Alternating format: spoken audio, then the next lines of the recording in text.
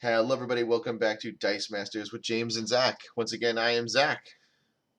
And I'm James. Hello. All right, we're back for the second part of our Justice set review.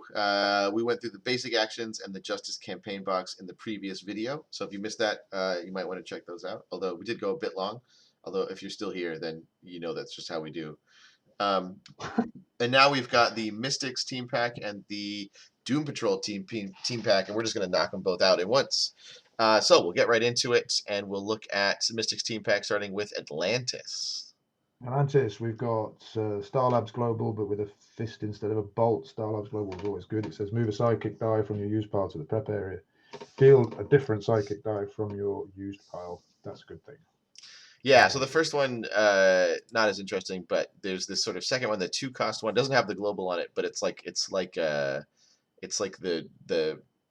Professor X mimic combo, right? It's just for the rest of the turn, if you field a sidekick die, you get to draw 2 dice and roll them instead of prepping them. So interesting sort of ramp there, but maybe you can pull it off without having to use mimic. The other one is also really interesting. That's the one that's missing the global. It would be better if that middle one. Yeah, for sure. That's probably why they took it off. The last one, move any number of dice you roll during your roll and reroll step from your reserve pool to your prep area.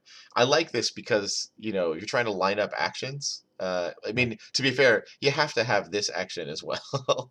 But I guess if you roll this and another action, you could sort of set it aside for a turn or something. I don't know. Or if you wanted to time a when fielded out. But you also get to put it in your preppers. You get to roll it next turn. You also get to prep a die if it's, you get that, and you get that global for it. And only a 2-cost. So. Black the first one gives deadly to all of the bra character dice. What is it? Legion of what's it? But all the villains in this set are Legion of Doom. Of which there are none in this actual team. But yeah, none in this team pack or the next one. So if you only bought the team packs, then Black Adam is the worst character. But okay, deadly fun. You wanted a combo with something, didn't you? Oh, the next one. When Black Adam is active, when one of your Legion of Doom character dice KOs an opposing character die, the KO'd character dice controller loses 1 life. So the thing I wanted to combo this with is the Poison Ivy from the Justice set. And there are 2 of them that do a lot of damage. But this one was KO target character die you control if you do deal damage equal to the KO character dice level to target opponent and all the character dice. So you have Black Adam out. She's a Legion of Doom character. If she gets fielded and KOs something and kills all of their sidekicks or something, then your opponent's taking damage, and then they lose a bunch of characters. And then with Black Adam, every character that she KOs becomes something that they have to take damage for. They lose a life for, so they actually don't even take damage. That was pretty good. And then the last one, place the KO'd character dice in the use pile instead of the prep area. It may be even better than the last one in terms of, if you KO'd all their sidekicks with Poison Ivy for knocking out a level 1 character, then they just all go to use now. Aha. Okay, next. Okay. They could be good on a could be good. They also have triple affiliations, which is new and interesting and worth talking about in a team-up kind of situation. Yeah, the next one is Freddie Freeman, and I'm sorry, DC, but can you just name your superheroes with superhero names? Can you also, WizKids, can you make cards that aren't just absolute trash? Freddie Freeman is a 6. I mean, I'm trying not to be too negative, but these cards have not done anything for me. Freddie Freeman, this one, if you field him, you get to roll a sidekick, and if it comes up energy, then you get to KO a character with that energy. For a 6-cost. Oh my god. I'm Intimidate. I'm just going to point out how bad this is. A Intimidate character on a 6-cost with 5/5/7 defense. Why? All right. Yeah, Mary Marvel has Strike. We talked about Strike. This one, Mary Marvel's interesting in that you field her and you spin all villains to level 1, and then when she's active, if a villain is fielded, it goes down to level 1. So as long as she's around, there are no non-level 1 villains in play. So there's a white dragon, which doesn't that prevent level 1 characters from blocking? Is that her? Oh, you're right. Yeah, there's a white dragon that does that. There's also Shockwave, which KOs all level 1 characters. Or is it one giant step? No, it was the white dragon, the breath weapon. Oh, and if they got damaged by breath weapon, they couldn't block or something. No, it was one giant leap or something from the. One small step. Small step for man. Superman Wonder. I Anyway, Also, interesting sort of ability there, keeping all the villains at level 1, and then if you can find some way of making that hurt them with like Morph and Shockwave and KOing all the level 1 characters, maybe that and does more damage to them. you need to make all of their characters villains as well, so you're going to need Danger Room. Danger Room, But yeah, but that's a thing that exists. She's also got this 6-cost version, which when fielded double the attack and defense. And James and I both had to pause there and think about it, because whenever you see the word double on a card, you know that there's probably great sort of potential for breaking that ability somehow, but not on a 6-cost, I don't think. I haven't been able to think of anything, but maybe that one comes up again in the future somehow.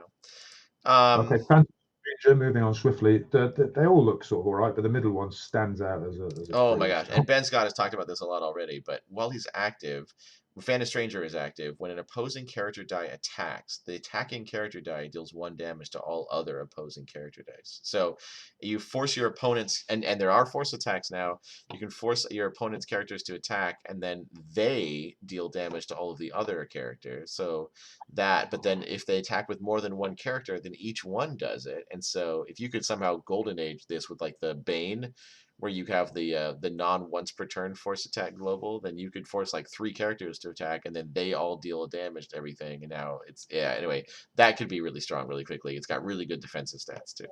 Very strong. And we talked about in the Justice League the Gorilla Grodd, which was like the new Toad. Oh yeah, everything has to attack with that. You put that with Phantom Stranger. Attack each turn. Yeah, Yeah.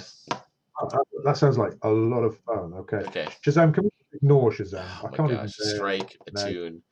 I do want to try someday in some kind of achievement league or something this ability of being able to field Shazam and get 2 basic action dice for free into your prep area if they both Yeah, roll action phases.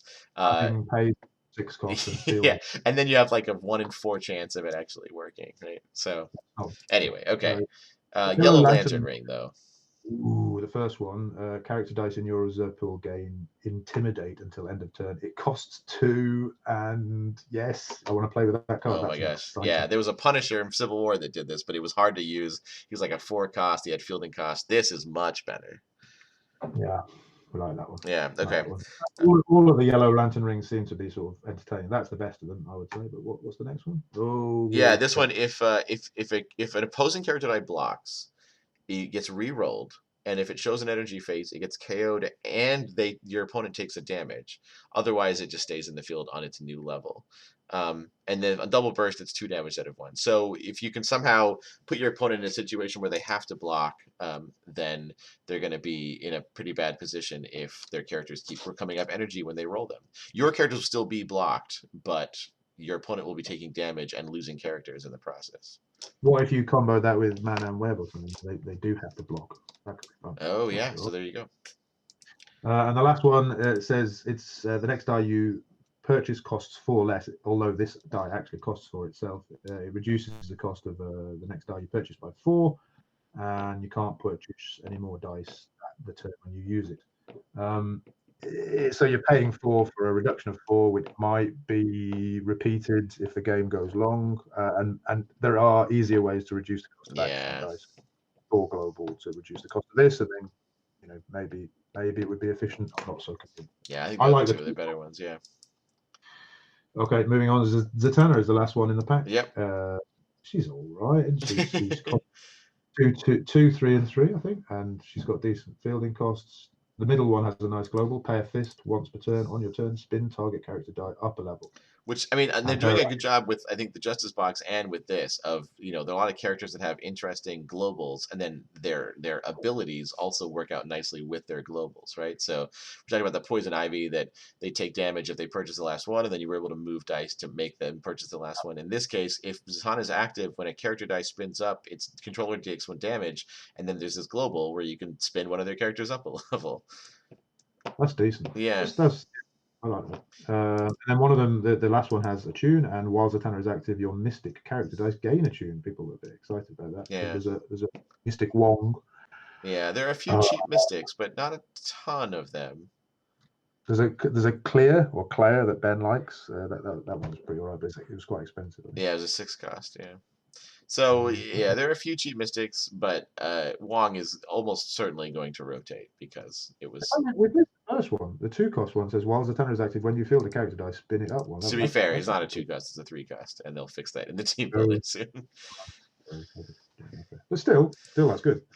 Okay, so that's all of the mystics. We like the Yellow Lantern Ring a lot, and the Phantom Stranger, and I think there's some other things that you can combo with Atlantis and Black Adam and things. Okay, Doom Patrol. Moving on to Beast Boy. Beast Boy, all of his abilities tend to focus on your opponent's prep area or the reserve pool. This one, you Aftershock, you move a die from opponent's prep area to the use pile.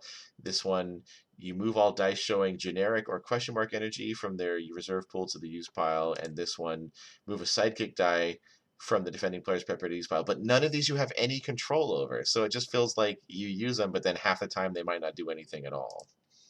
Bollocks to Beast Boy. Moving on, Black Canary. Oh yeah. Okay, so Strike once again, Retaliation, which to be fair, considering how much that showed up in Justice League, it's the first time it showed up in this whole set. The last one, what's it called? Flower Shop Owner. When Black Canary attacks, villain character dice cannot block until end of turn. Oh my god! Danger Room and Black Canary is what, like a danger? I mean, what's Danger? Like a 2-cost action, 3-cost action? I haven't bought it in a long time. 2 costs, and she's a 3-cost fish. So yeah, then you've got a win condition there with whenever you got. She's a 0/0/1 fielding cost, and that's a good card. Solid card there.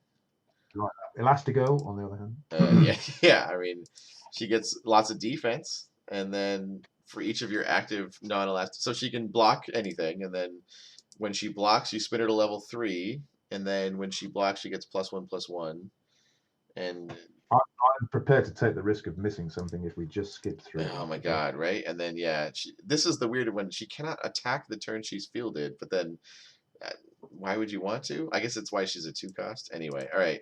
Moving on from Elastigirl to Green Arrow. I do like this first one. Mm-hmm. When fielded, deal X damage to each opposing character die, where X is the number of your active Justice League characters other than Green Arrow. That is good for a 4-cost. So even with like one other Justice League character, it's when fielded, deal 1 damage to everything. Which, to be fair, you can do with cheaper characters, but then you have a couple of other Justice League characters, and all of a sudden it becomes like deal 3 or 4 damage to the entire opposing field. That's pretty good. And you've got I think Justice League is looking strong. You've got the Aquaman, which reduces the cost of them, and then the Batman, which reduces their field. So then he would only be a 3-cost in that case, and he'd be 0/1 to field if you had Aquaman and Batman out. Yep, like it. That's all right. Solid. Can we skip the others? Yeah. The only other one would be deal X damage to your opponent where they have energy for the number of energy they have in their reserve pool. But people don't really save as much energy anymore, I feel. Like the middle one is an example of, let's not read it out, but it's just an example of something with lots of conditions. I'm not really excited about things like that. Yeah, I don't really like that many conditions on it, yeah. Hawkman has Intimidate. He's a 4-cost Intimidator. That's, about as cheap as Intimidate characters get. And there's no conditions. It's not just villains or just characters costing more than 5. They've never made an Intimidate character less than 4-cost that didn't have some kind of condition on it. And so as far as Intimidate characters go, he's pretty good sort of stat-wise and fielding cost-wise for that. And he's the only Intimidate character in the set, so he's like decent for controlling within set. He gets +1 attack for your other Justice League characters, or when he's KO'd, he gets prep a die. That's a 3-cost if you're on a Justice League team. Okay. Negative Man has like some of the weirder stats: 2/4, 2/5, 2/7. And James and I have a bit of a debate about this one. Aftershock, KO all opposing sidekick character dice. Deal 1 damage to each player for each of their dice KO'd in this way. I read it as your opponent takes damage for all of their sidekick dice, and you take damage for all of your sidekick dice KO'd this way, except yours don't get KO'd this way, so it doesn't really mean anything. James thinks that both of people would take the same amount of damage, which would make this just a trash card. I think it's totally ambiguous. I think it probably is what Zach says, because otherwise it just doesn't make sense. But I think the way it's written is very ambiguous. Yeah. Anyway, I don't think I'll be buying that, frankly. Deadly and Fast. The only way I see this being interesting is if you use the Clayface Global to switch attack and defense. And then... Yeah, these Negative Man and Plastic Man, they both have rocking defense stats. So there's Kal-El Fun. Oh, sorry, what's his name? It's not Clayface, is it? No, it's... Oh, no, you're right. It's Bizarro Global now. Yeah. Anyway, so if you use the swapping global, there's definitely fun to be had. There's life gain, but okay, Yeah. sure. So Plastic Man, there's a blank one, which is actually funny because there's no art on Team Builder, so it's extra blank. Uh, there's Retaliation. So there's only the only two Retaliation characters are Black Canary and Plastic Man, but they're both Justice League, so you'd be doing Justice League Retaliation. This global that lets you block an additional character. I've never found that to be helpful, but I guess if you're really stuck for it, it could be helpful. If you had If two you have, masks, though, why wouldn't you just blink back two characters with Static Field instead? Yeah. yeah, I'm not really up for that. When Plastic Man blocks, you can pay when he blocks. Yeah, I can see that. I love the concept of Plastic Man as a character, but these cards are not exciting. And then the last one is Robot Man. You can KO a target league or target Justice League character die. If he attacks or blocks, you can draw a die, and if it's villain, he gets bonus. But then you place the drawn die in the use pile, so you have to lose a villain die basically. And when he attacks or blocks, you may change his attack and block to be that of your to another of your attacking or blocking character dice. isn't there an absorbing man like that? But it's less conditional, I think, Um, one that nobody uses. I don't know. This at least this is so. This is on attacking or blocking, but the other die you copy the stats from has to also be attacking or blocking. So it's sort of like he gets a free Splinter's teachings, but then he usually like I don't know. He's gonna have better stats than some of your sidekicks and stuff. I don't know. Absorbing Man from Thor is a 3-cost mask which says when Absorbing Man attacks or blocks, he may copy the attack and/or defense value of the character die Absorbing Man is blocking or blocked by. So So yeah, so that's the die he's engaged with, whereas Robot Man is one of your other attacking or blocking characters. I of would say your Robot Man or Absorbing Man might be a little bit better in that case then. yeah. And either way, I don't know. I'm going to be playing. So Yeah, so what? Doom Patrol seems a little bit worse than the Mystics even. I definitely Yeah, like the Green Arrow, and we definitely like the well, the Black Canary might be worth the cost of admission right there. You can get a pretty good win con with that 3-cost character with a 2-cost action that makes it so that you just can get everything through unblocked. absolutely. Green Arrow, Black Canary from that one, and from the other one, the Yellow Lantern Ring, and what was the middle one? Phantom Stranger, and Yeah, then to a left, and Atlantis with that global, and Zatanna's. There's a Zatanna's are quite alright. yeah, yeah, So there you go. yeah. Okay, well that's the whole set.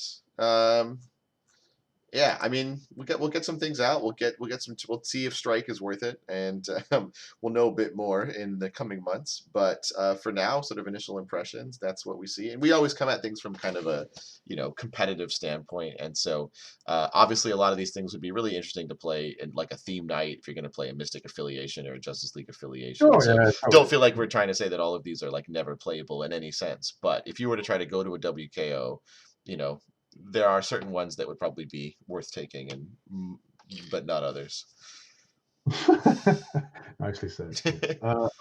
Thank you very much, everybody, for listening. I hope you've enjoyed it. I hope it's been useful in some way. Thank you, Zach. It's been a pleasure to talk to you after such a long Yeah, time. it's been a long time apart.